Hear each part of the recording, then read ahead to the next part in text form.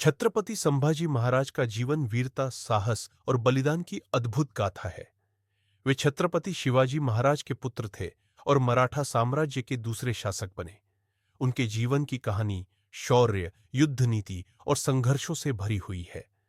संभाजी महाराज का जन्म 14 मई 1657 को पुरंदर किले में हुआ था। वे शिवाजी महाराज और सईबाई के पुत्र थे।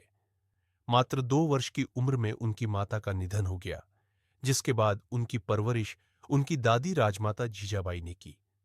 संभाजी को बचपन से ही सैन्य शिक्षा, राजनीति और प्रशासन की गहरी समझ दी गई।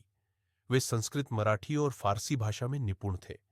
उनकी विद्वता का प्रमाण यह था कि वे स्वयं कई ग्रंथों के लेखक थे। जब 1680 में शिवाजी महाराज का निधन हुआ, तब मराठा साम्राज्य में सत्ता संघर्ष शुरू हो गया। शिवाजी महाराज के कुछ दरबारी संभाजी को राजा बनाना नहीं चाहते थे और उनके छोटे भाई राजाराम को सिंहासन दिलाना चाहते थे। लेकिन संभाजी महाराज ने इस षड्यंत्र को विफल किया और 1681 में स्वयं छत्रपति बन गए। छत्रपति संभाजी महाराज के सामने सबसे बड़ा शत्रु मुगल सम्राट औरंगजेब था, जो पूरे भारत को अपने अधीन करना चाहता था।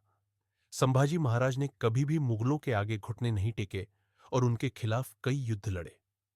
1631 में औरंगजेब ने संपूर्ण दक्षिण भारत पर चढ़ाई कर दी, लेकिन संभाजी महाराज के नेतृत्व में मराठों ने मुगलों को कड़ी टक्कर दी। 1889 में संभाजी महाराज अपने कुछ सेनापतियों के साथ संगमेश्वर में ठहरे हुए थे।